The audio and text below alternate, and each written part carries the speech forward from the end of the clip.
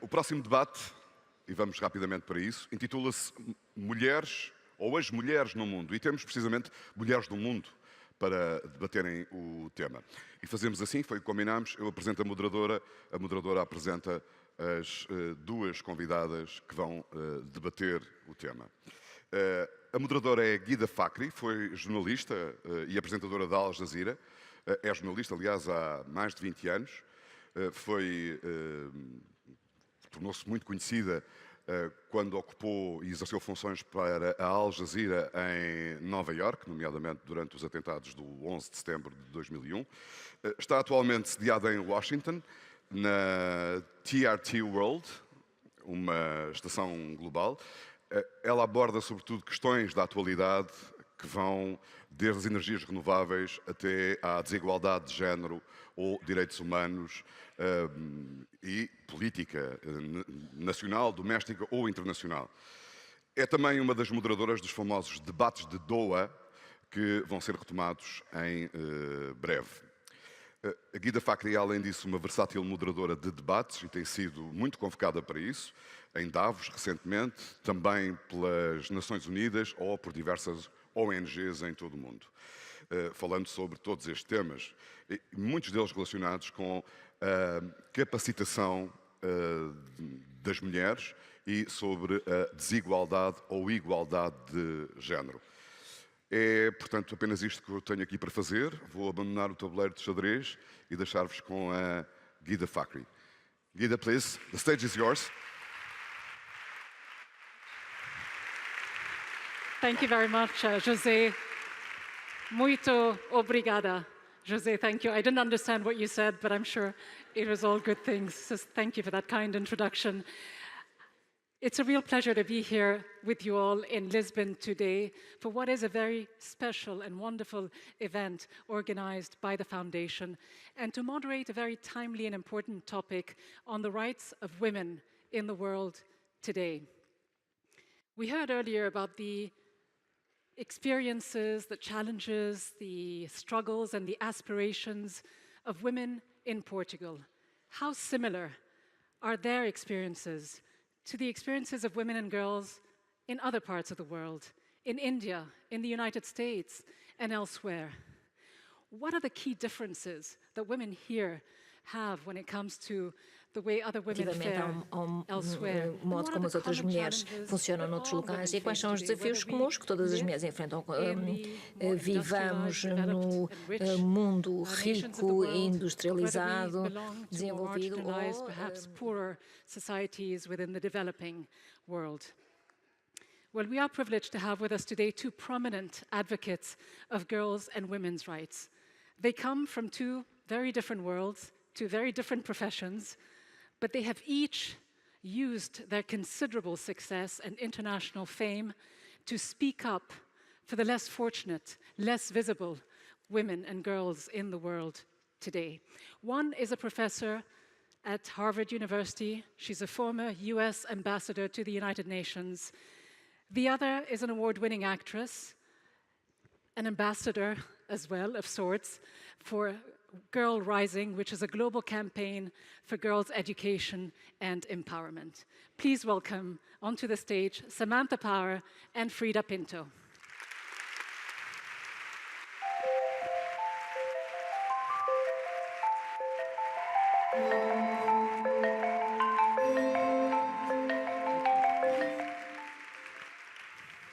Freida, welcome to you both. It's a real pleasure to be with you, an additional pleasure as well to be in the absolute majority, at least on stage, for a change. No male competition, so let's enjoy it. No offense to all of the wonderful men who've joined us for this discussion today. Before we begin, and before we hear from each one of you, let me just say something that we all here know.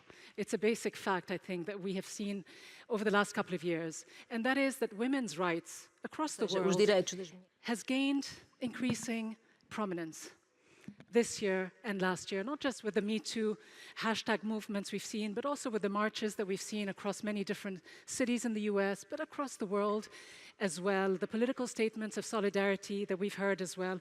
So it seems that the push for gender equality, gender parity, has gained unprecedented momentum in many different parts of the world. But how do we turn this momentum now into concrete action?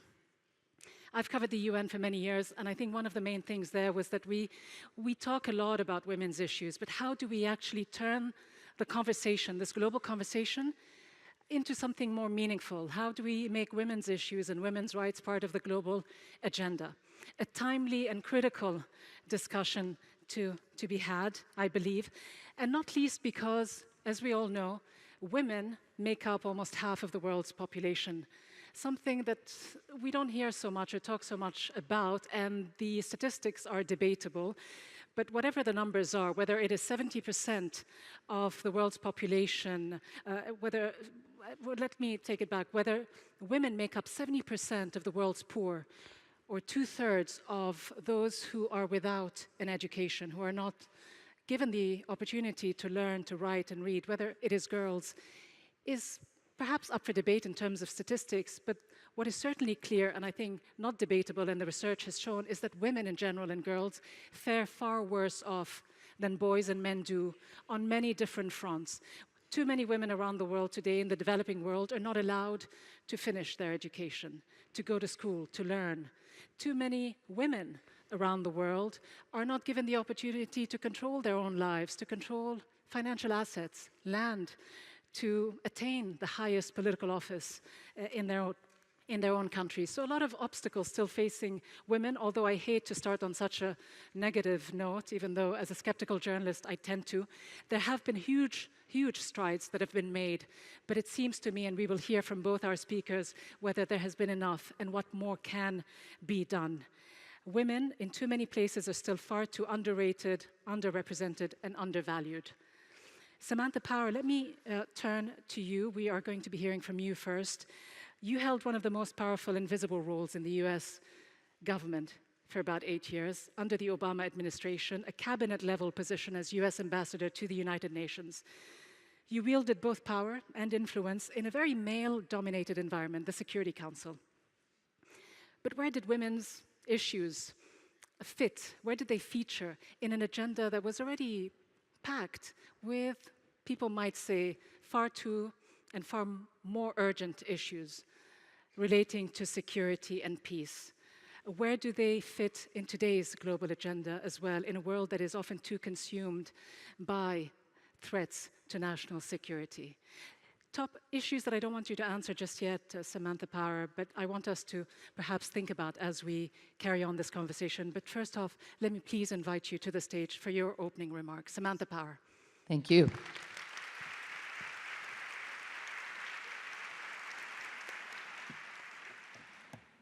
I could not be more delighted to be here, and Ghida, thank you for joining us, for moderating, for your leadership and trailblazing as a remarkable woman journalist who's done so much around the world. I'm honored to be with Freida, who I've just met, and who I've watched on the big screen for a long time, so it's a thrill to be here. And above all, I just want to thank the remarkable Manuel dos Santos Foundation for everything that they have invested in over this last decade. This is an extremely worthy celebration of their 10 years of work here in Portugal.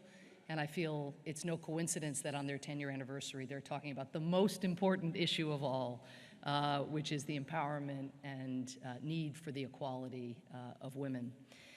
So I am, again, very, very happy. I wanted to fly to Portugal to be a part of this because I do believe that women are needed in leadership and in public service now more than ever. And I have come to believe that there are many things that each of us can do, men and women alike, to make that more likely, to make it happen more often. So in my very brief time, I'm going to speak to you up here before we get into the discussion, I want to focus on 3 steps that I think each of us can take. First, recognizing the importance of symbols. Second, and this is maybe a little counterintuitive, getting better, especially the women among us, at oversharing, sharing too much. Do you know the American acronym TMI? Too much information. I'm encouraging more TMI. And then third, especially again for women, looking out for other women. So by way of background, as you heard, I was a journalist and a human rights activist. I was someone who never dreamed that I would find myself at the highest levels of the US government. But I have to confess that having been a journalist, an activist, and an academic before, I was actually not that self-conscious as a professional woman. It took going to the White House and the United Nations, one of the most male-dominated institutions on earth, to really become self-conscious and self-aware as a female professional. Now, in his 8 years in office, I would like to take note, President Obama appointed the highest number of women to cabinet-level positions in US history. That is not a record that is going to be broken by this administration, that's for sure. But in 2009, which is when I arrived at the White House to serve as the president's human rights advisor, men held 2/3 of the jobs. So that's even in the Obama administration. The most vivid occasion in which the gender dynamics at the White House burst into public scrutiny or display came in December 2012. And I'm trying here to, so December 2012, during economic negotiations, when the White House released this photo of President Obama seated in the Oval Office with his back to the camera, giving direction to his political, economic, and communications teams. Now, this was a group that on its face looked, like many of the rooms you find yourselves in, very male. Critics pounced on this photograph for this very enlightened president to have assembled a meeting of this nature at a time of crisis.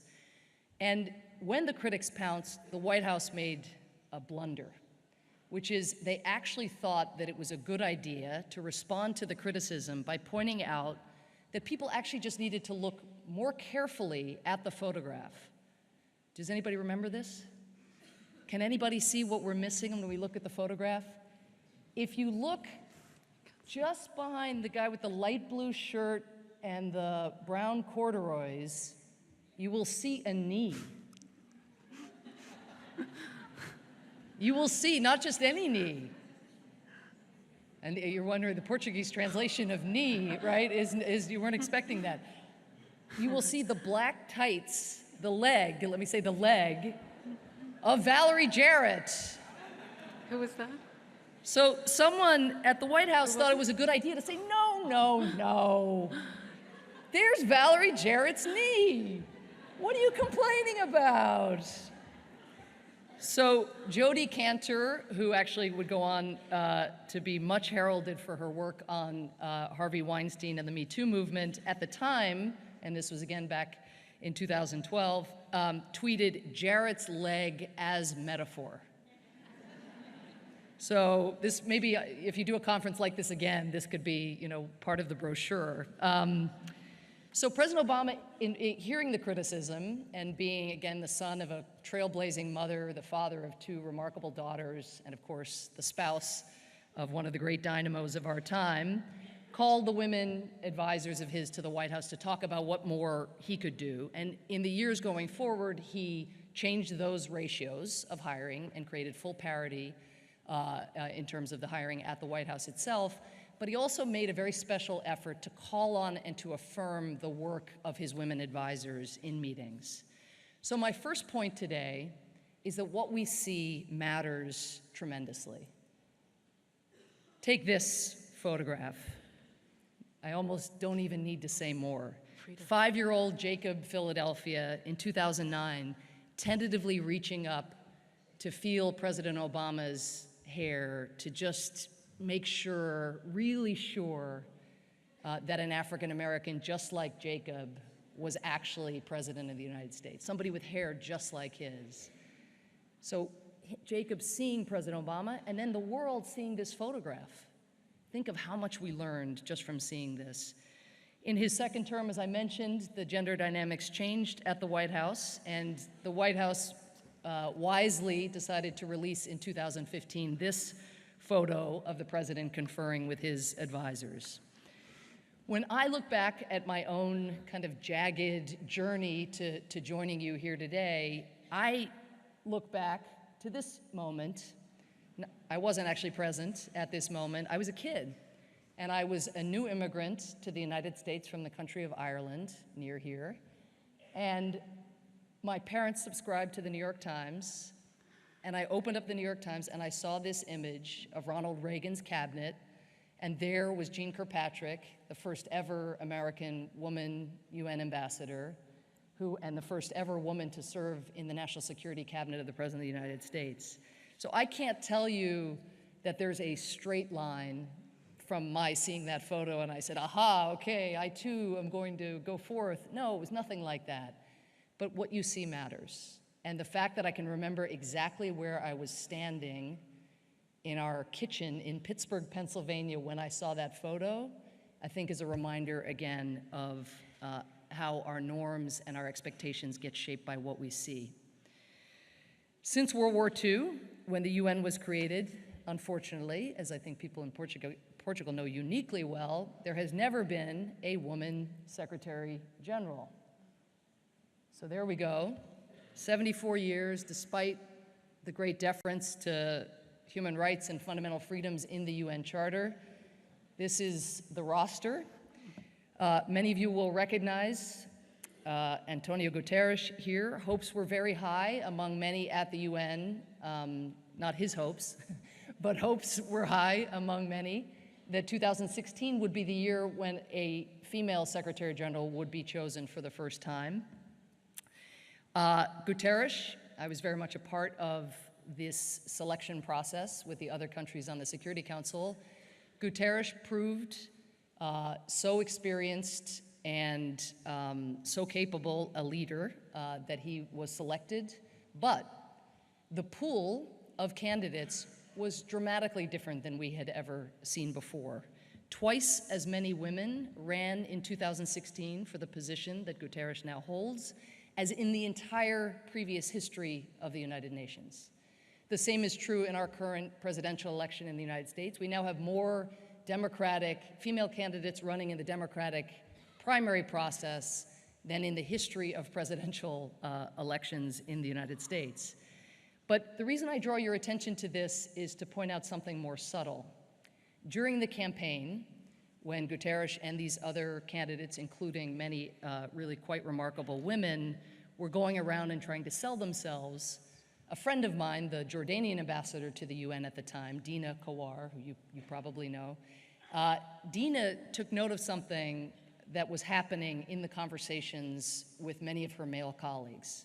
So many were saying, hey, you know, we would actually this year, this is before, again, Guterres had been selected, we'd really like to see a woman Secretary General, and everybody would sort of nod. And then the person would say, but just make sure that she's competent. And Dina, my friend, would say, what do they think? That, like, they're thinking to themselves, I was gonna do my nails, but I thought, nah, I'll just become Secretary General instead. As if someone's gonna kind of sneak through. And when is that question ever posed with regard to the other male candidates in the race? Nobody was gonna fall through the cracks to become Secretary General.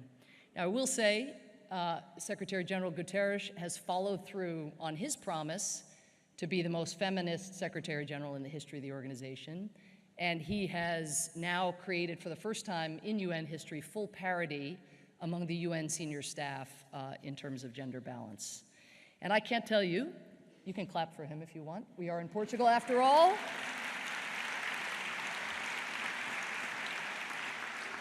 So this is the Security Council. We're not meeting at that time in the Security Council, but this is the 15 members of the Security Council. There's me, very happy. That was 2016. That is not normal. It is not normal. This was actually the day we chose Guterres. For me, back to my previous point about what you see, when I would be sitting sometimes in the Security Council chamber, you know, this historic chamber where the Cuban Missile Crisis photos were shown and issues of war and peace have been adjudicated through the generations, I would see up in the kind of gallery where some of you are sitting today, school groups being escorted into the Security Council chamber. And I would think to myself, oh, look what they're seeing. They're seeing this. What you see makes you think that somehow this is normal. And I thought about the young girls who were walking in on their tours, elementary school, middle school, junior school, teenagers, but also even younger. Their sense of what is possible is shaped by what they see, but also the boys. In the 21st century, it goes without saying, and I think this is what this conference is about, it should never be seen as normal to have gender balance like that. Now to my second point about TMI, about oversharing. I had to go through a grueling confirmation process, confirmation by the US Senate in order to become UN ambassador. This is a kind of rite of passage that you have to do in order to get into the position. I had written a lot in my academic career, not all of it beloved by the Republican members of the US Senate. And so at the end of this grilling by Marco Rubio and John McCain and many of the figures that you know from the Republican Party, the gavel sounded, my hearing was over, and this happened. Whoop, that's actually the Security Council again. There's the horseshoe table. This happened.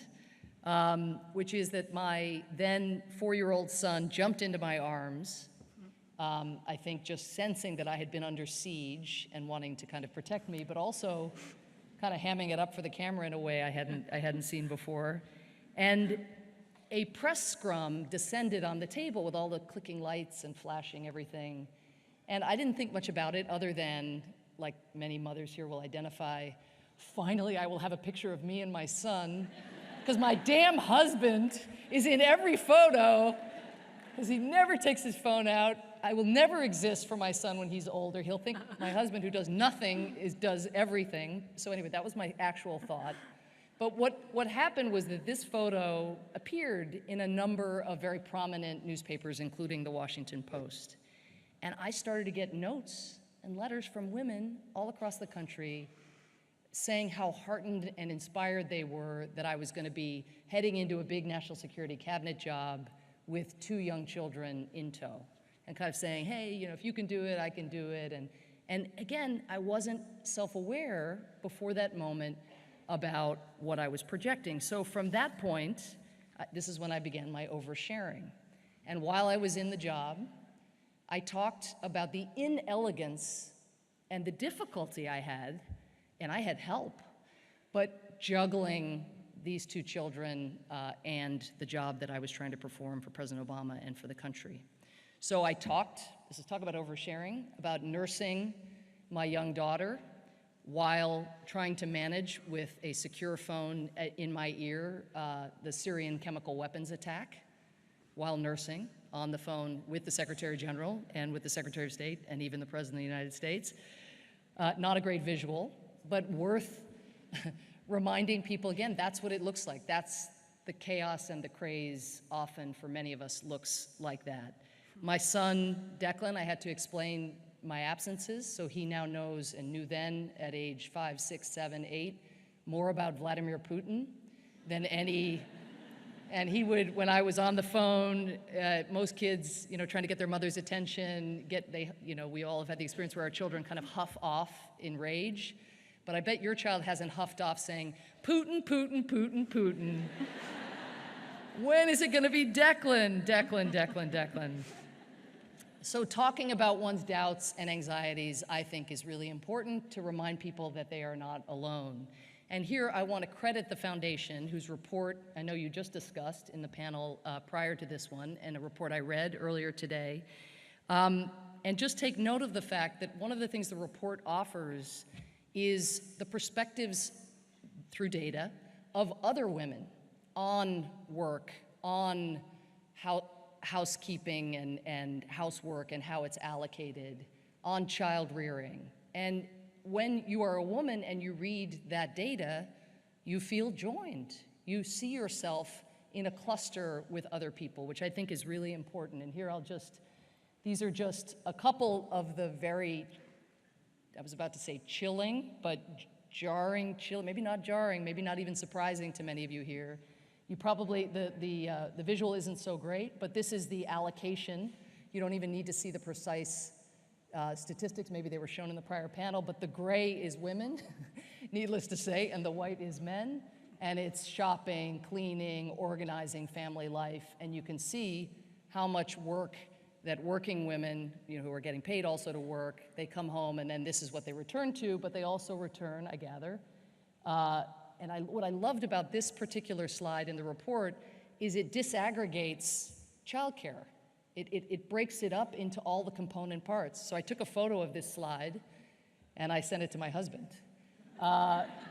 Because there's so much to childcare that needs to be disaggregated. It's shopping for the school books, it's organizing, I think there's one there that says organizing the life, planning the summer camps, doing the homework, preparing the lunch, doing the pickups, all of that actual work. And this is quantified in this report, I think, in a way. I think this is a gift, this report, to Portuguese men and women alike. So maybe a round of applause for the foundation on this report.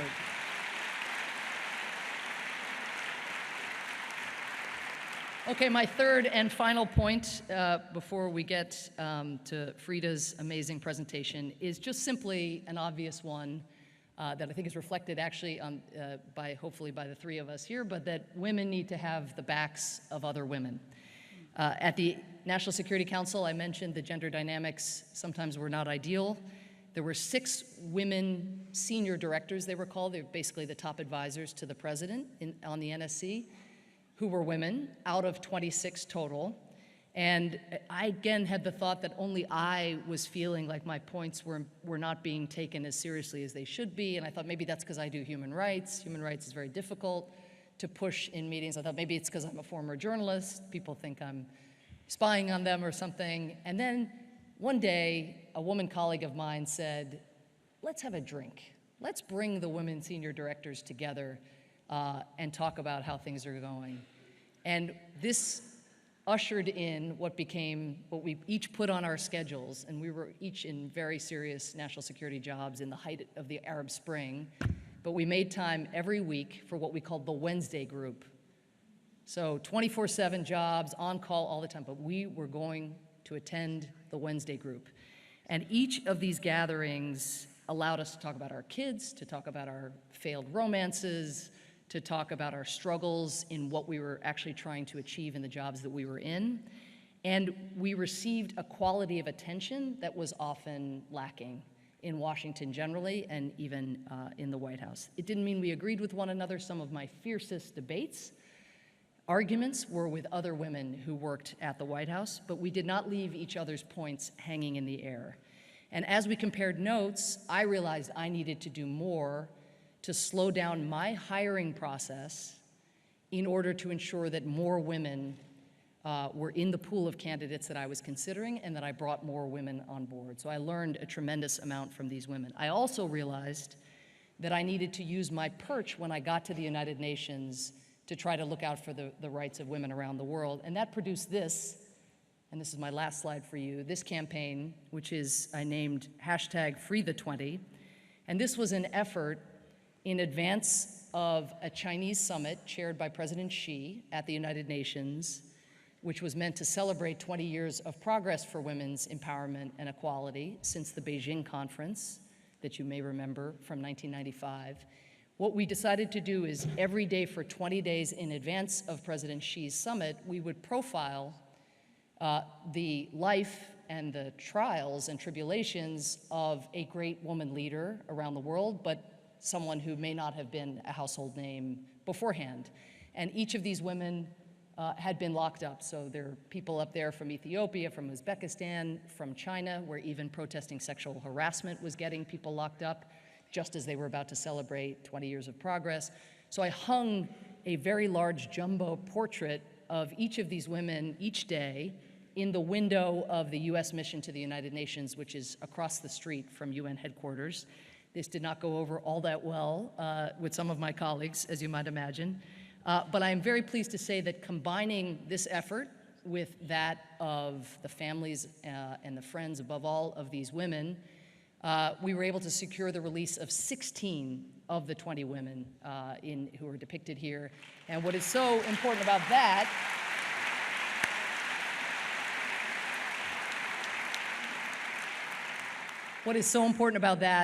is that imagine the ripple effects of every one of those women and the ways they change their families, their communities, and again, change the expectations of what people see around them. So let me close by simply saying it can feel very daunting these days to think about the amount of change that is needed to set some of those statistics right, and certainly to deal with all the ills in the world, some of which I'm sure we'll talk about in the discussion. But I think the reason I focused on 3 small steps that each of us can take is sometimes it's important to shrink the change. And all I can say in closing is that girls like this one, my daughter, and boys are counting on us figuring out how to do that. So thank you so much.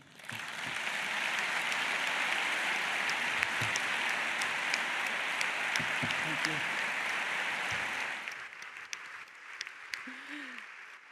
Samantha Power, just what a heartwarming and uplifting way to end this presentation with that lovely picture of your daughter. And hopefully we will have, before it's too long, a woman Secretary General, perhaps even a woman US President. We'll get to that a little later. But let me just say that you've made so many interesting points. I've got a lot of burning questions that I won't ask just yet.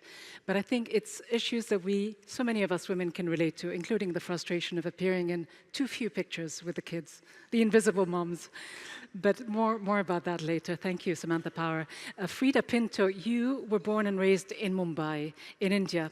You rose to international prominence, everyone knows, in a movie that I think we have all seen, Slumdog Millionaire. And you have since appeared in many movies, achieved critical success, won many awards. You've also been an outspoken defender of humanitarian causes, an advocate of women's empowerment, girls' education. You have seen firsthand the plight of girls and women in some of the most painful settings around the world. I'm sure you're going to share with us a little bit more from your vantage point about what it's been like to be involved, to help, and how it's changed you as well. Freida Pinto.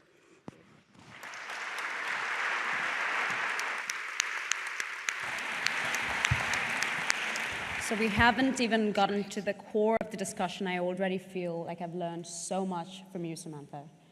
In fact, even though, Ghida, you prefaced it as our worlds being very different, it seems like our experiences are very similar.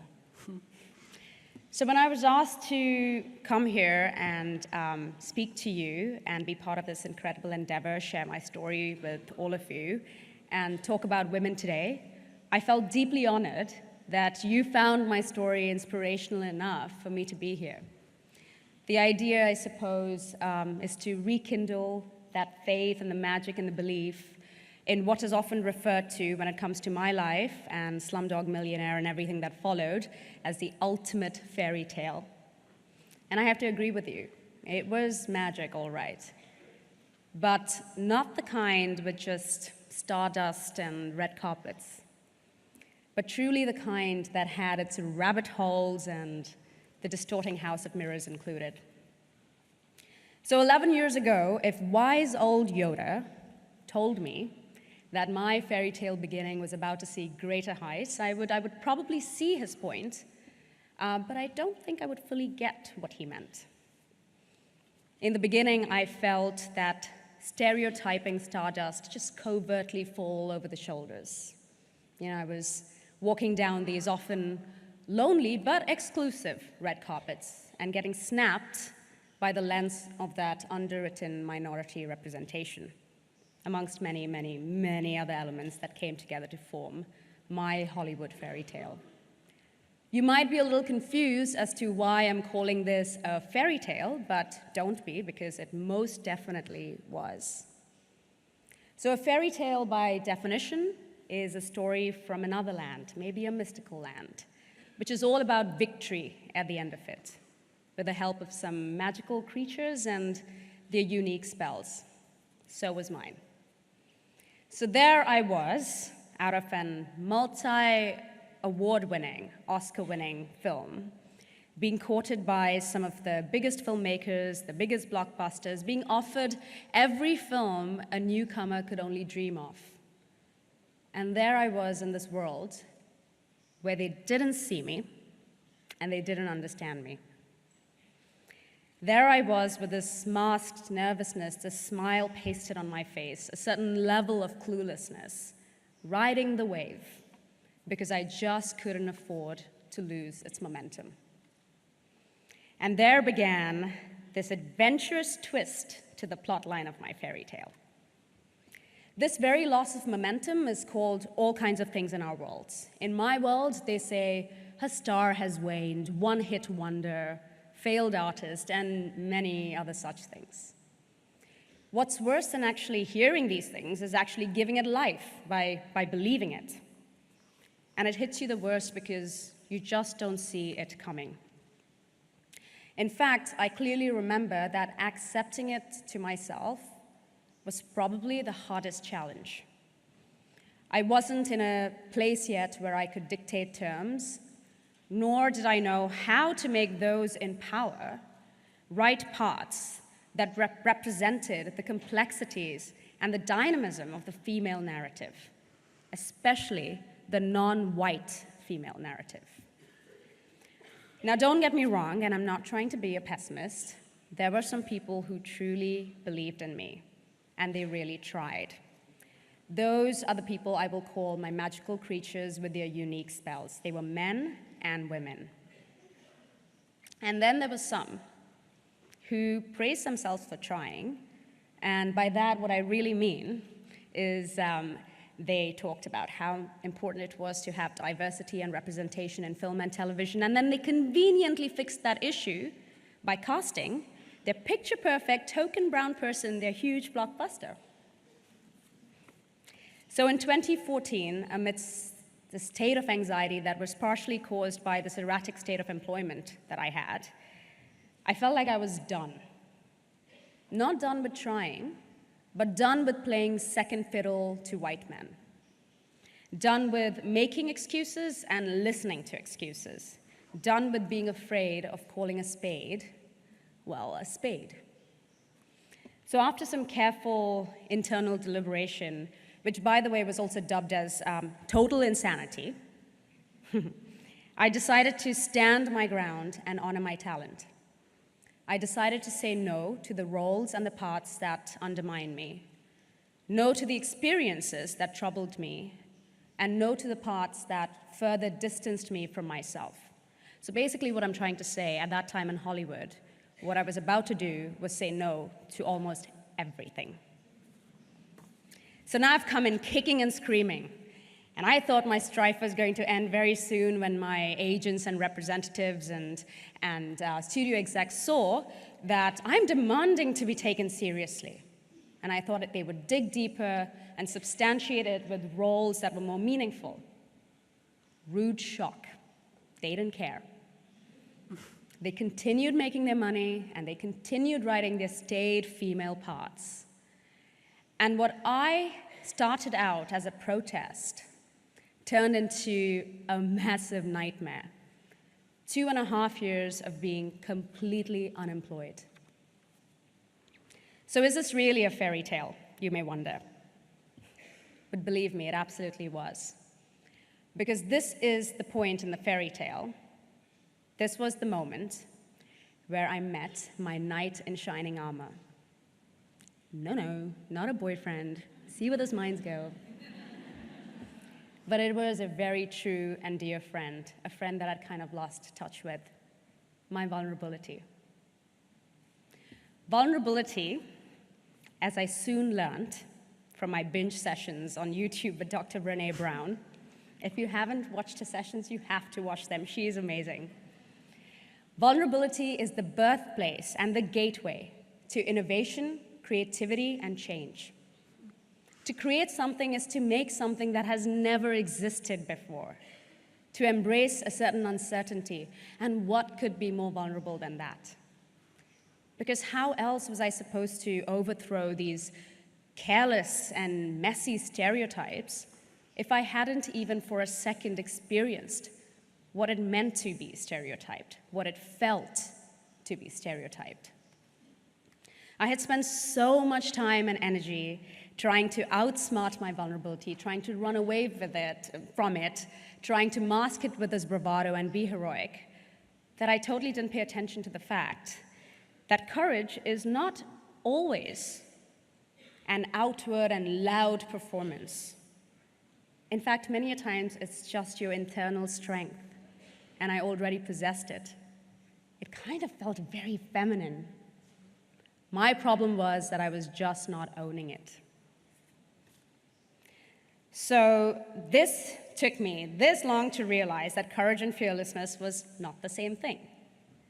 In fact, this unimaginable fear I felt of losing everything is what drove me to have courage in the first place and to be brave. In fact, my protest was pretty darn brave. So that's when I needed to shift gears and when I started looking for stories, different kinds of stories, researching more and reading more. Jim Quick says that if you want to be a great leader, read more. So I went back to the basics and did what I did best as a child, uninhibited, writing my own stories to change the narrative, expanding my team with like-minded people, because it's very important to affect change, you have to have a great team. And quite frankly, it was equally important to extract all of the dead weights. I didn't want to fall prey to the victim game, and I didn't want to be a superhero or superhuman either. I lived each day with this gentle reminder that it's all about going through the motions, each and every one of them, making each day count. Much like the good folks and my brave girls at Girl Rising, who did not make adversity their friend or their enemy, but they recognized it, they called it out, and they were determined to find their answers one day at a time. So in 2013, I began working with Girl Rising, and before I knew it, it became a constant in my life. Girl Rising started off essentially as a documentary film, and then it went on to become this global movement, this revolutionary movement that aims at creating behavioral change and transforming mindsets in the way girls are perceived, viewed, and valued through the brilliant medium of storytelling. 2 years later, we managed to launch Girl Rising India, and I helped produce that incredible chapter. I could greatly relate to that part of the stories of the girls where all they wanted was just to be heard. It lit up inspiration and drive within me every single day. Ironically, these 2 years was the same darkest part of my fairy tale years. Talk about everything happening for a reason and talk about trusting that process. So why Girl Rising? Girls and women are conditioned to believe that we will always have a few, or even, maybe worse, just one chance at excelling and shining and doing what we do. In some cases, and in some parts of the world, no chance at all. They're conditioned to believe that they have a shelf life. They're conditioned to believe that when boys fail, they will have plenty of opportunities to rise up again. Why? Because they're boys. Girls, their fairy tales have to abruptly end. Why? Because they're girls. Girls in many parts of the world, and my country, India, are told time and again by old traditions and this vicious cycle of poverty that their stories are not important. Now, this infuriates me. And if it makes you angry, then don't try to conceal it, because your anger is justified. Because every time a girl is molested, raped, killed, burnt, witch-hunted, or made to feel like dirt for 5 days of the month while she's on her period, there's this sinister drilling in of the message that girls are not important. The stories have no value in the cultural fabric of the human race. They have no part to play and no story to tell. So now this is the point where I'm supposed to share the secret formula on empowering girls. But there is no secret formula. You already know the formula. It's been tried and tested over and over again. It's been proven. It's been proven at this very institution. It is education. It is equal and quality education, a consistent education that will help these girls find their voice, that will help them become aware of their basic human rights, tell the stories they want to tell, and say no to the stories they do not wish to write or wish to tell. Basically, go out there and live their own fairy tale. And this is why we tell stories at Girl Rising. Because we believe that stories, they shape culture, and they have shaped culture for hundreds of years. They create visibility, and they expand your worldview. Eventually, they change mindsets. So what's our role in their fairy tales, you might wonder? Well, we have this incredible responsibility to unravel and piece together the missing links to their fairy tales, the missing links to their stories. It requires care and research. It requires awareness. It requires nurturing and a long-term commitment. It requires funding as well. But above all, I believe it requires excitement. Excitement to be their fairy godparents.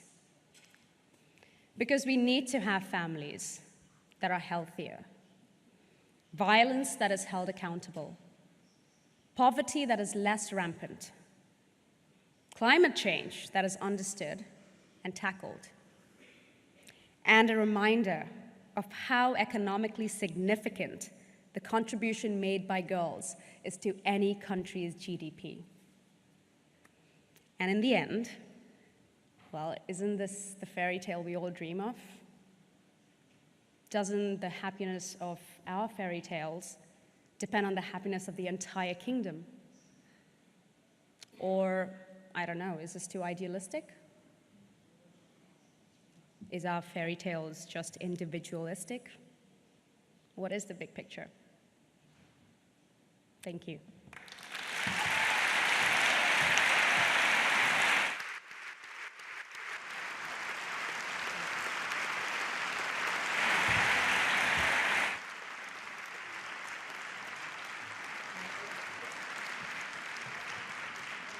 Fascinating, Freida Pinto, to hear you speak so candidly about your own experiences, to use words that I didn't think I would associate together: vulnerability, empowerment, one leading to the other, knowing your value as a woman and standing firm, not, bending with the winds, not giving in to the kind of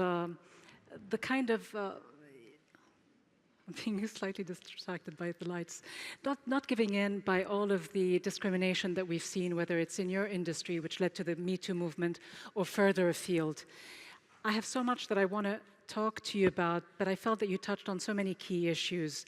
The importance of girls knowing their value, not just through education, but by also educating themselves about their own basic rights, empowering themselves, not just by going to school, which is already hugely important, as we saw in the study here in Portugal. Educational achievement, giving a sense of empowerment to women, of well-being, of what we can do in life. I want to first go to you, though, Samantha Power, because you, off the top, mentioned something that got my attention. You mentioned a few important issues for you, one of them, the importance of symbols. And it was hugely interesting to see you show some of the visuals. The woman in the Oval Office just relegated to the back with the knee in vision, you sitting among 14 other ambassadors, you being the only woman, constantly surrounded by men. And this wasn't 20 years ago, this was just a couple of years ago. So at the UN, you were Madame Ambassador, not Samantha, not Professor Power. And I say this because it may not be completely true nowadays anymore. I think there's a few more women ambassadors at the Security Council.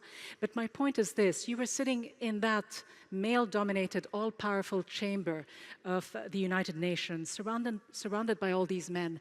I wonder to what extent the symbolism in and of itself is important enough, because sure, there you were as a woman, but at the end of the day, weren't you simply representing a government, representing policy, the policies of the most powerful government in the world, I should mention, not a government known for its softest touches either. Did it make a difference for you to be a woman in that position? Thank you for the question. thank you, Freida, for your very moving presentation, which I identify with in every possible way. My closest friend and I invented this concept, which was the bat cave. We didn't really invent it, Batman invented it. But we appropriated it, and the bat cave is our head, and the bats are all the insecurities and anxieties and vulnerabilities, and until you can identify them and sort of put them to one side or just ignore them, it's very hard to move forward. And so owning your vulnerability, I think, is a beautiful way to put it. So for me, I think the core of your question is right. I had it easy, I think, is in effect, I was, yes, an immigrant to the United States, representing the United States. That in itself was a symbol. I was mentioning to the people who run the foundation that there's a tradition of immigrants to the United States serving in the role as U.S. ambassador, which I just love. Zalmay Khalilzad was an immigrant from Afghanistan who was UN ambassador. Madeleine Albright fled Hitler and the Nazis and then later communism. She represented the United States. So I was just the third immigrant in the job, and that's what people have until very recently associated, of course, with the U.S. brand. And we were also, the United States, the first permanent member of the Security Council to have a woman ambassador. And until last year, we were, in the history of the UN, the only permanent member of the Security Council. So to remind you that the permanent members are Russia, China, the United Kingdom, France, and the United States. You know, we've had many now women ambassadors representing the United States. The United Kingdom had their first appointed last year, who remains in the position, Karen Pierce, who's terrific. France has yet to have a woman ambassador, and nor does China, nor have China or Russia had women ambassadors. So I was America, though. We were the largest financial contributor to the UN. We were spearheading initiatives on ISIS and Ebola and the Paris Agreement on climate change. It was very hard for people to look through me in the way that they might otherwise have done. And that's why much of my commentary, actually, as you'll note, about myself was about being at the White House, where I couldn't say, I'm America. They're like, yeah, well, so are we. You know, everyone who worked there was in the same boat. But what I did at the UN, having had the experience of being at the White House and having that sensation and needing this Wednesday group that I described for you, of this sisterhood that I never knew I needed before. It never dawned on me that it would offer so much support and so much help in the Batcave. But having done that at the White House, I created one of those in New York. And Madeleine Albright had told me when she was appointed back in 1993 as UN ambassador that she created something called the G7, the Girl 7. Because there were only 7 women ambassadors out of 183 countries. When I was there were 37. So that sort of, I think, is a decent indicator. It's a kind of good proxy for progress in the world, which is still only 25%, because we're 193 countries now. But I created the G37, and I had dinners at my house. We brought Gloria Steinem, you know, the great feminist icon, and each of the women from very small island countries to large countries where they were had made it through their very, very difficult systems much more onerous than the U.S. system. They got to tell Gloria Steinem what she had meant to them when they watched her doing her thing in America. And you know, you could feel the ripple effects of what happened in the United States, just as we've seen with the Me Too movement. So creating that solidarity and knowing that just because I'm America doesn't mean, you know, that I'm not implicated in what's happening to these other women. No, but let me ask the question differently, because I think it's great to have gone from the G7 to the G37. I think long ways to go still, but it's still hugely symbolic and important. But in these G37 meetings, for example, how much, being honest with yourselves, how much have you and your women ambassador colleagues really changed or affected policy when it comes to women? You were simply there, and by being there, that's a great symbol for other women, that they can actually do the same as you. But as women ambassadors, were you able to make a difference, to create policies that actually advanced women's issues? Well, I'll start with Madeleine Albright, my hero. She, you know, again, the premise of your question is right, which is that each country is advancing its national interests, and those interests are often defined in capital, and the ambassador, in many cases, has no say. I was lucky in that I at least was in the cabinet and got to help shape the instructions I was getting. But Madeleine, in her day, this little network, it was only the G7 back then, but they rallied together to get the first ever female judges appointed to the International Criminal Tribunal. In our case, we rallied to ensure that there were more female police officers and female peacekeepers in peacekeeping missions where sexual abuse, not only in conflict, which we all know about, but sexual abuse by peacekeepers who are sent to protect children and women is actually being perpetrated. And from the standpoint of the Security Council, this wasn't taking advantage of the network, put in place, working with Secretary General Ban Ki-moon, the first ever, and it's so crazy that it took so long for this to happen, but the first ever requirement that if a unit has, as part of it, people who have been accused, peacekeeping unit, accused of sexually assaulting or violating women and girls in the country they've been sent to offer protection, that unit has to be removed. So this sounds like it should have been so easy and so obvious, but Egypt, Russia, China, and all the usual suspects opposed the mechanism that I was proposing, which was just an enshrinement of common sense. So did we change the world? No, but that's why I focus on shrink the change. But was there much room for these softer issues, quote unquote, women's issues in an agenda They're that not is softer issues. That is just It's a packed false with conflict? dichotomy. They're not softer issues. Peace processes that involve women last, on average, 5.7 years longer than those that don't involve women at the table, which is one reason that while I'm pleased that the Trump administration is engaging in Afghanistan to try to find a way out of America's longest war, I'm not pleased that there are no women in the negotiations because it's likely a predictor of how doomed the process is. And of course, you're negotiating with the Taliban, maybe it's doomed anyway for women. But I just reject the dichotomy between soft issues, hard issues, values, interests. It's not like that. When people's rights are violated, when there is not equality, as Freida was saying in her presentation, the entire society is going to suffer. When girls are not educated, girls are going to have more babies. When people have more babies, there are more mouths to feed. When they have more mouths to feed, the GDP and the per capita income is not going to rise, and that's going to bring down the economy as a whole. And as Hillary Clinton said all the way back then in 1995 at the Beijing conference, women's rights are human rights and should be as such once and for all. It caused such a stir. It seems so basic today to make it all one because, as you say, they're so closely intertwined that it's difficult to differentiate and distinguish between the two. And it potentially undermines, I think, the advancement of women to make it about women's rights as opposed to make it a whole. I would love to get your thoughts on that. But just moving on, just briefly to Freida Pinto and some of the things you said, Freida, and perhaps touching on something also that Samantha Power said earlier, that women need to have the backs of other women. It makes me think a little bit about the Indian context. I say the Indian context because you are from India, but it can be a regional context as well, in the developing world, in the more culturally conservative countries of the world. There is that notion, maybe to a large extent a misconception, that in some countries it is okay. It is okay to undermine women's rights in the name of culture. It's culturally sanctioned, if I can use this term. Try to set the record straight for us when it comes to Indian women and how much of a generational shift there is today. Whether the older generation is still holding back their own progress because they see a woman's place, being very culturally embedded, and whether the young generation is pushing open the boundaries a little bit more. Well, I think I will start with, it is not okay in any culture, whether it's America, India, Afghanistan, Nigeria, it is not okay to undermine women. I think we need to start with that. It's...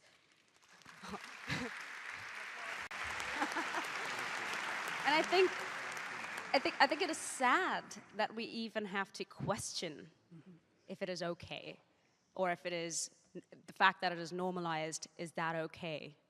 I mean, in India, you bring this point up, and this is the kind of problem we've faced on ground with the community-led interventions with Girl Rising, but problems that, you know, have a solution at the end of the road, is that boys, let's start with boys. You know, I kind of like kept the boys out of my speech, but they're kind of very important. They're very, very important. They're the problem, but they're also the solution. So very important to bring them on early on in terms of educating because what them? boys see in many parts of India, especially the rural parts of India, is that they see their mothers working day in and day out, household chores. So they believe that when they get married, their wives will do the exact same. Mm-hmm.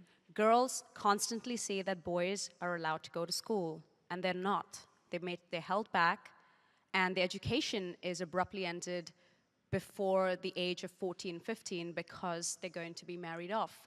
So for the father who has to assemble this dowry money, it's already a burden to send the child to school and pay school fees. So they rather just cut their education short and get them married off. Now, meanwhile, all the children in the family are seeing this and learning this. I believe many a times when laws are affected, there is a huge government failure where they constantly focus on the tenure, the time that they're there, on certain problems or issues that might be at hand. But this is a cultural mindset that dates back to, I don't even know how many hundreds of years ago. So unless and until this cultural mindset changes, this vicious cycle continues. And how do you change it primarily? Through education or through laws as well? Because as you say, there is also an environment of impunity when it comes to women, that some crimes can be perpetrated against women. I don't mean to just, bring up the case of rape, but rape, and many cases of rape that happened in India over the years. We remember the incident in New Delhi back in 2013, I believe it was. A 23-year-old was raped and beaten to death, gang raped on a bus. The international spotlight on that story made it such that there were convictions at the end of the day, that something was done. But for most of the cases, they go underreported, don't they? They do. In fact, there was Swati Maliwal of the Delhi Commission of Women basically said that she had to threaten the police commissioner for the reports because he wouldn't reveal it. And she said that there were 31,449 cases that were reported and 150 convictions. So, there's first of all no transparency on what's really been happening. And I think the Delhi case was very significant for a country like India. So a lot of the times when I am working with Girl Rising, because I am not a policy advisor or some kind of political expert, it's very important for me to sit with people who have been in those meetings and learn from them, because ultimately the programs that we create cannot talk at the girls. Right, and you mentioned earlier a problem. Yeah, what's that again? You mentioned an issue earlier, child marriage. Yes. How prevalent does it remain in India, and how do you actually address this issue without ruffling too many feathers? Or do you have to, in fact, in order to change things? Well, you can't live in denial. India was dubbed as the most unsafe country in the world and for women, and Delhi was called the rape capital of the world, and these are horrible terms, and you can't address them if you live in denial. So absolutely, yes, they have to be addressed. And how else are we supposed to create the programs if we do not know the issues at hand? So while you talk about the Delhi rape case, there were changes that were affected. But those laws focused on the wrong things almost, in a way. They focused on looking at death penalty, for example. And really, death penalty has never proven to reduce sexual violence. And really the focus should have been, because this was a monumental movement, the whole world was looking at us. But there was a lot of public pressure, and the government had to respond to this global PR policy of the crisis in the country and respond hastily. And so instead of focusing on the social taboos that hold the country back, that hold women back, the focus was on looking at death penalty. And that was one of the many, many things that were looked at. And the Justice Verma Commission, I'm not sure if you know of it, there was a commission under Justice Verma that was specifically set up to assess the situation and present suggestions to the Parliament. By the way, the suggestions were completely rejected.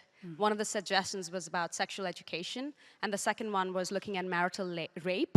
but the government said that marriage is a sacred institution and they do not want to touch it. Right. So yeah, there's all kinds of problems that we are facing, and so we need Absolutely. more women in the room. And it's not an Indian problem. It is not an Indian problem It's a because problem. guess what? We're facing this in Hollywood as well. There's a Me Too movement going on over there for a reason. There you go. A lot of issues that women face, sexual violence, sexual harassment, as you say, in so many different and unlikely settings. In the United States as well, Samantha Power. I mean, everyone or people in general have a tendency to associate the United States, you know, the world's superpower, the largest economy in the world, with an abundance of everything wonderful and positive. I was wondering how you were going to finish that sentence. I'm going to try and frame it nicely. I promise you I'll do my best. Associated with...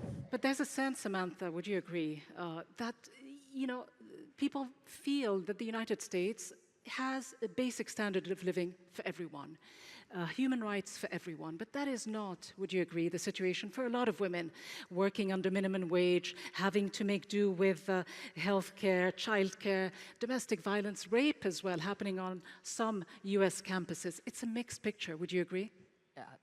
Absolutely, and it depends. I mean, there's so many issues at the heart of your question, but I think I don't begin very many sentences with the following phrase: one good thing about Donald Trump. So but I am about to begin a sentence. One good thing about Donald Trump is that his election has incited such activation, and I don't mean just of voters, and we did see the largest turnout in America's midterm elections in November than we have seen in 40 years, but it has incited people who were living in the Batcave and feeling, well, you know, I'd love to change the fact that people on my college campus aren't reporting sexual assault. I'd love to change the fact that, you know, people in America don't have health insurance who need it, or if they have a pre-existing condition, they can't get health insurance, which was the case before Obamacare. I'd love to change these things, but who am I to run for office? Or how can I make myself vulnerable in that way? Because running for office, it's, you know, you're afraid of losing, you have to raise money. Even if you're running for your school board, there's a risk of just humiliation, right? Of putting yourself out there. And what do women and girls fear the most? Rejection. Maybe boys and men also, but all I can speak about is what I know about rejection. And that's what running for office and entering public life, or going to Hollywood for that matter, exposes you to.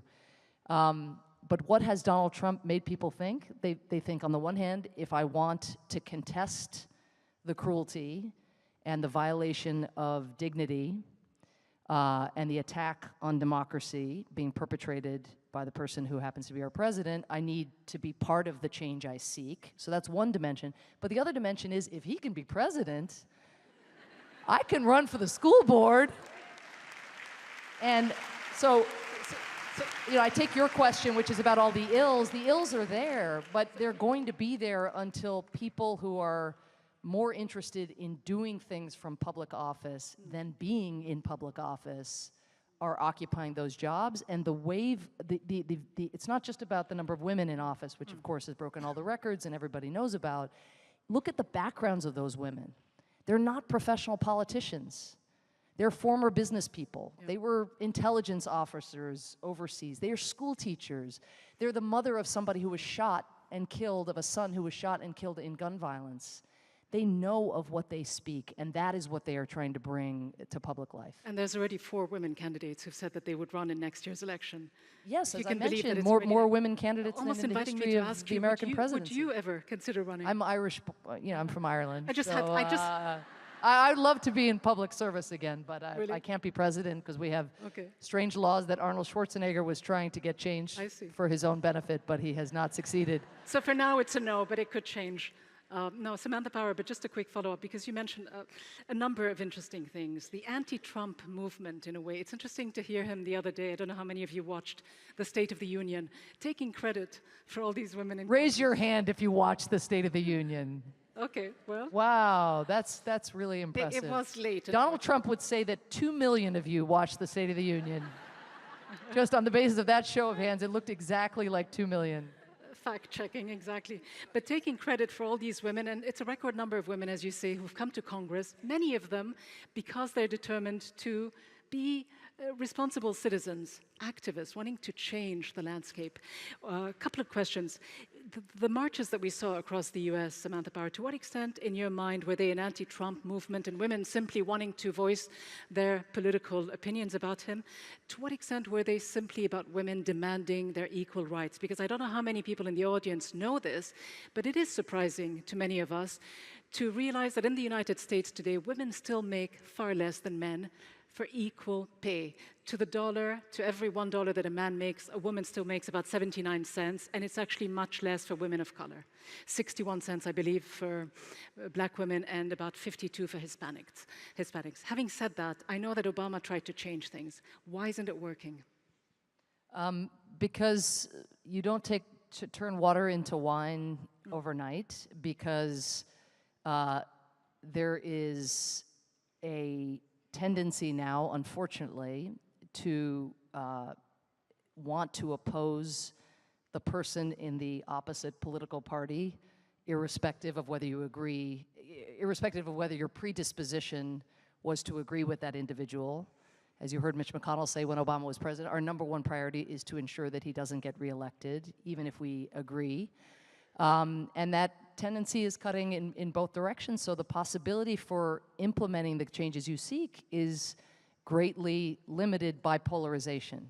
But if I could come back, because again, it's very easy to lament, and I think polarization, like automation, are two phenomenon that it's worth having a whole conference on each of them, if you haven't already, just in terms of what it's going to mean for the future of democracy and citizenship and so forth. But bracketing those questions, if I could just come back, because you mentioned the Women's March, and I just had a brainwave because Freida mentioned the importance of bringing boys and men into the conversation. So I took my son, Declan, to the Women's March in January, right when Trump was about to be elected, and I was about to be ushered out of my apartment. So we went to the one in New York, and there was the most magnificent, it's my favorite sign I've ever seen at a protest, maybe my favorite sign that I've ever seen made, period. And it was a middle-aged man, a little bit overweight, holding up a sign at the Women's March, and it said, "Not usually a sign guy, but geesh."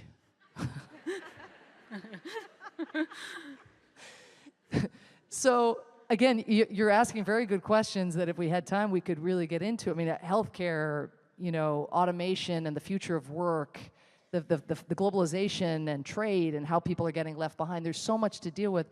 But I keep coming back to this idea of how overwhelmed people feel by the very ills that you are putting your finger on, and how easy it is to get paralyzed and to want to just shrink into your seat and wait for the World Cup to come around and watch football, because the problems just seem so big.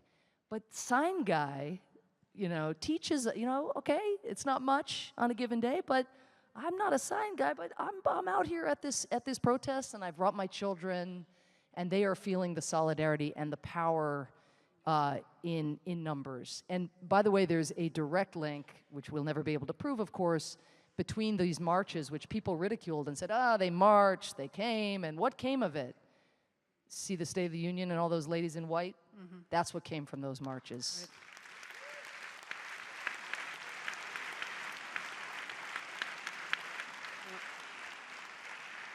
As you say, people feeling the injustices and things needing to change in this day and age, right? And wanting to play a role as well. It's not an antagonistic us versus them, women and men relationship. In many instances, the women, the men, the boys can be important partners. Freida, to what extent do you find women in India and elsewhere, women who you meet on your journeys, are becoming increasingly strategic about attaining and gaining their rights? Maybe not. I mean, here we are sitting on this stage, a chessboard with the queen, the all-powerful piece in the game, able to go in any direction she wants, diametrically, horizontally, you name it. Are women being strategic enough in the way they are viewing their futures and how to get the rights that they need? Absolutely they are. How? And that brings me to, question is answered by what Samantha just said. There's power in numbers. There was this very isolating feeling for a very long time that if you came out with your story, if you came out telling the world by the way of maybe filing a police complaint or going to your boss and reporting a sexual offense at work, sexual harassment at work, that you would be witch hunted, completely called a liar, that your story wouldn't be believed. But now that there is a movement, and it kind of has, the Me Too movement has trickled into, it hasn't really gone into every section of society, but it has trickled into other parts of society as well, like the corporate, the farmers, and whatnot. And it has given people this power that I am not alone. And I think from the years that I couldn't protest was because I felt like if I said something, that would be the end of my career. I thought I was alone. So I think there is definitely power in numbers. What you see is very important. When you see the Women's March, when you see State of the Union, it makes you realize that the symbol makes you realize that you are not alone. It is definitely becoming, there's a Me Too movement in India as well at the moment. Which I was just going to mention, because you talk about the power of numbers. Yeah. And I've read numbers, tell me how accurate they are. As many as 3 to 5 million women in the Indian city of Kerala forming a chain, a wall, a good kind of wall, another kind of wall, 620 kilometers long to assert their rights. Yes. How important is it? Is it going full steam, or is this train about to be stopped at some point because of whatever reason? It does get derailed, but Kerala, it's a very important thing to also know that the society is mainly matriarchal. Yeah. And it's the state with the highest literacy rate in India. However, there have been huge problems in their film industry as well, down south, the Kerala film industry. And they are definitely coming together. What derails the movement and what derailed the India Me Too movement that was started actually by this actress named Tanushree Datta was the fact that everything becomes subjudice after a while. There is these trials that are about to start, this police report, these investigations, that basically question if the story is coming out 10 years later, where is the evidence? So how does a woman prove that she was touched by another man inappropriately, even though there are witnesses? How does she prove that she was touched? The only thing she can say is, I felt violated. And that she wasn't to blame. And that she wasn't to blame, that the clothes that she was wearing on set while she was shooting that little dance sequence were not the ones to be blamed. So yes, the movement does get derailed by these, I don't know, calling women liars and whatever it is, just by that. But we do have a very strong focal group in India, actually, of actresses who have come together, who are actually trying to expand this movement into other communities as well. You know, as someone in the media, we do have the added advantage of having the media, and also the disadvantage of having the media, because then your story is immediately public, you know, then you can't hide. Once you've come out with your story, that kind of sadly also becomes, to a large extent, your story for the public. And again, a couple of points you raised, but I promised to myself that I wouldn't hug the mic and that I would actually not monopolize the conversation. My eye's on the clock. But with a bit of luck, we get added a couple of extra minutes. Are there any questions in the audience? Because we would love to actually get your take as well as we ponder on all of these different issues, Freida, that you raised, the importance of governments and other stakeholders. I know the Modi government in India has launched a national campaign called Save the Girls, but are they doing enough? That's a thought. But let's go to the audience and see if we've got a question. Hello? Yes. Oh, goodness. Hi. I would like, first of all, to thank you so much for your participation. It's been truly inspiring. I would particularly like to thank Ms. Powers for her use of a word that maybe, I don't know if it was deliberate, but when you were showing these pictures of yourself in this setting with this all-male setting, and you kept saying, this is not normal. Well, I loved the use of the word normal, because if normal is that which is the norm, well, then it's exactly normal. But I loved how you said that this is not how things should be. And I actually correlated that with, you know, a bit of TMI. I work in book publishing. And one day, because, you know, I like pain or something, I actually took the trouble of counting up how many of the books that my group had published were authored by women in the past 3 years. And the publishing group I work for is maybe like 30% of the market. It's one of the biggest ones in Portugal. And it got depressing after a while, because the end results through fiction, nonfiction, everything from like romance to technical books, practically, the division was almost transversal, which was 80-20. We had 20% of women authors in one of the biggest publishing groups in Portugal. Mm-hmm. I know that men don't write more books than women, so what is going on here? And my difficulty was I wanted to just very briefly, because we are running out of time. Oh, yeah, sorry. I wanted to email my colleagues about this, and I didn't know what to say about it. I gave them the numbers and did some nice charts, but then I didn't know what to tell them about this. And well, now I do. I can just say, guys, this isn't normal. So, yeah, what is normal anymore? Samantha Power, yeah, numbers, women in positions of influence and power. Well, the question I was actually going to ask was... okay, there is a question. Well, sorry. But the question very is quickly. actually, how does one make evident that this is not normal? How do you make the case for diversity, essentially? Yeah. Right. How do you change things? Yeah. Well, I have many different mottos that I've come to in my old age, but one of them is it's really hard to change what you can't measure.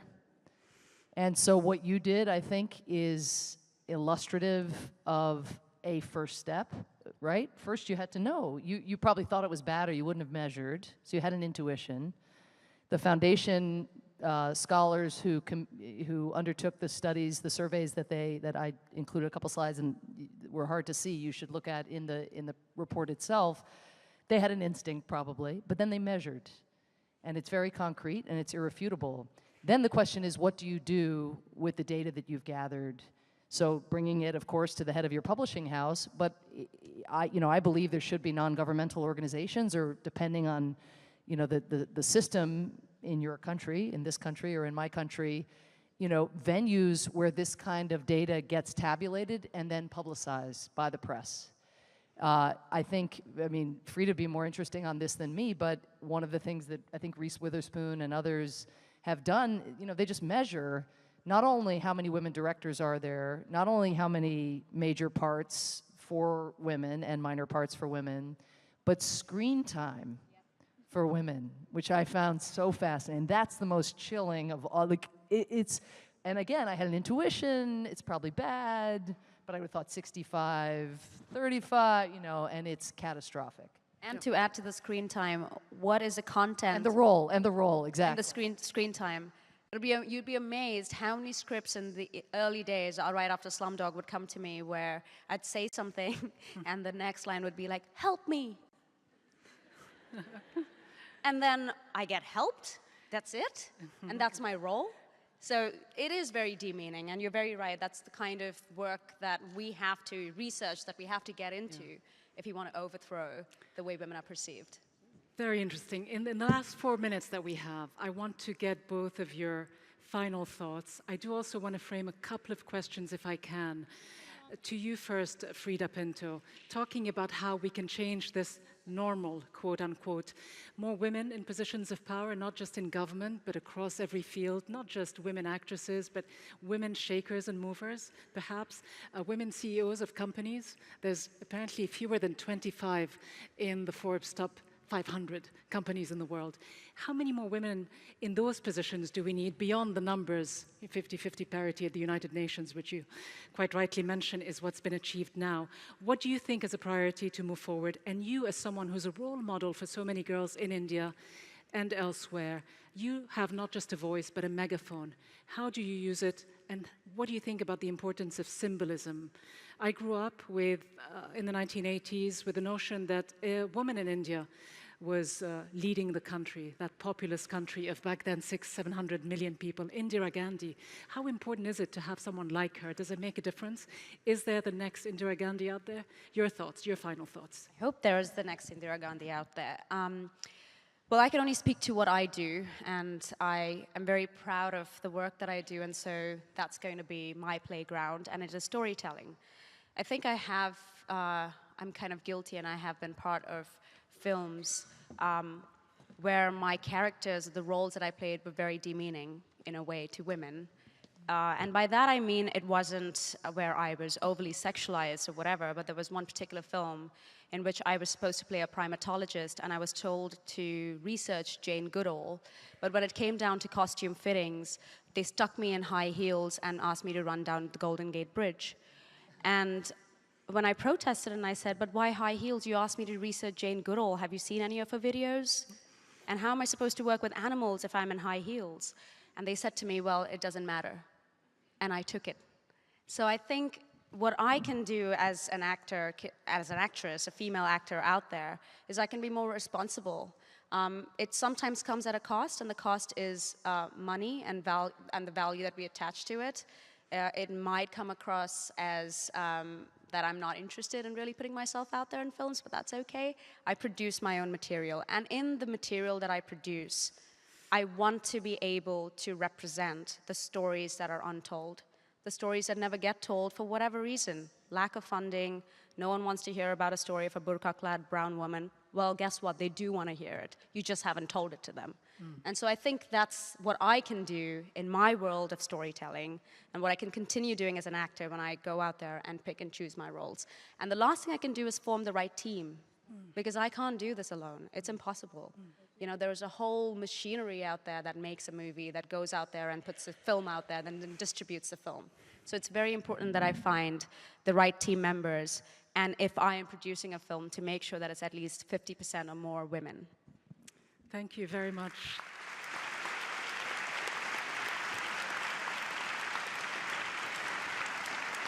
Putting your foot down and breaking stereotypes and just asking for the same things that men, actors in your position, would. I think a high five on this one, since it's the Sustainable Development Goal number 5, gender equality. So there you go. Samantha Power, in the final few moments that we have, but do take your time. It's 28 seconds, but I'm sure you can get an extra couple of minutes.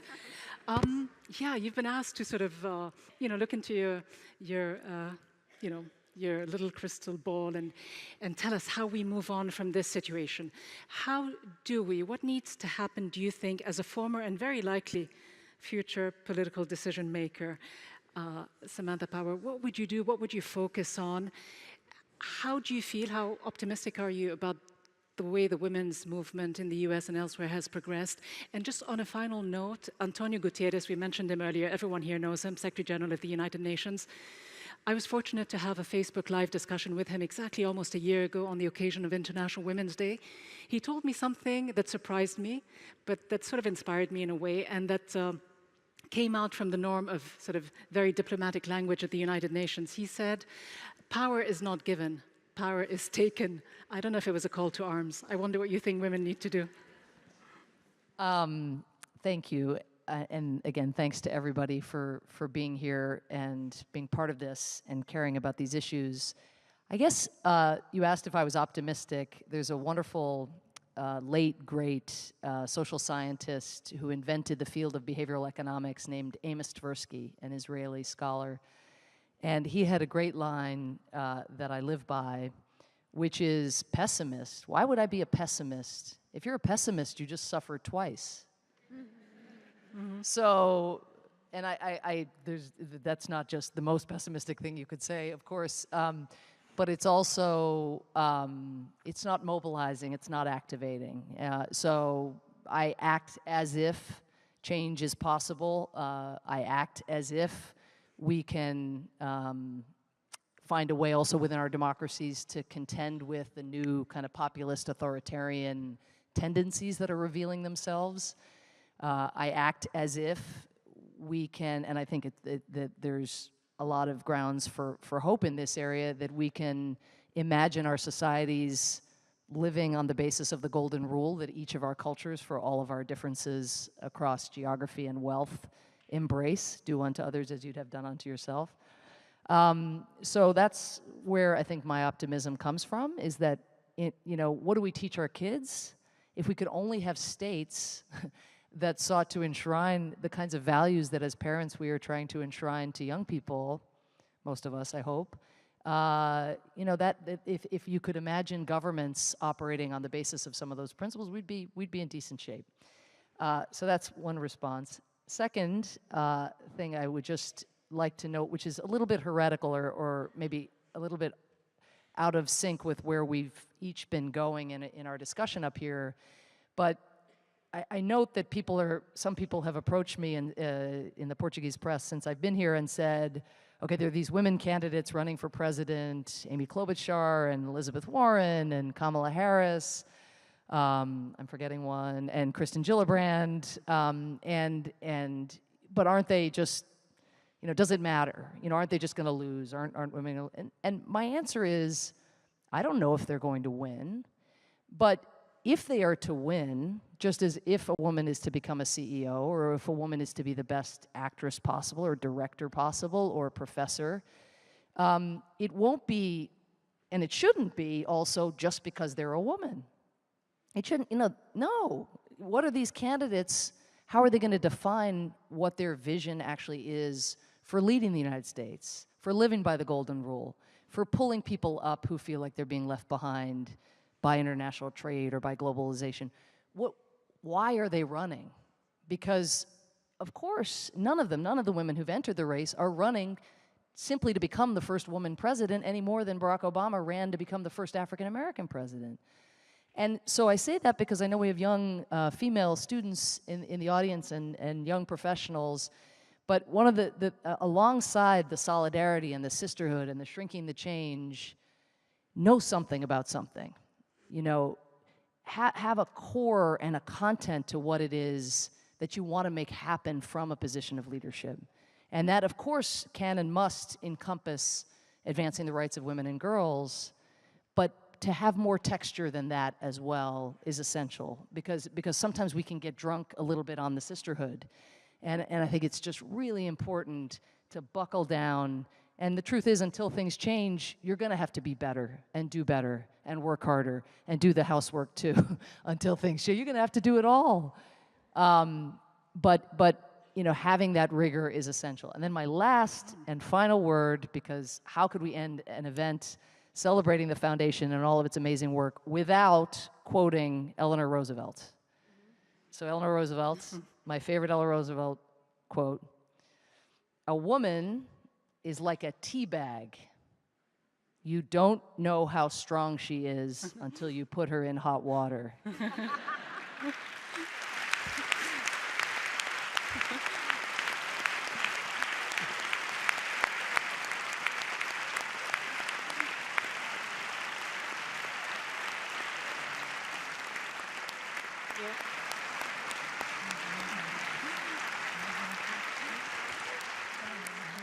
That's a fantastic quote, a fantastic way to end. So to everyone out there, beware the power of women once it's unleashed. I need to thank you both so much for a fascinating discussion.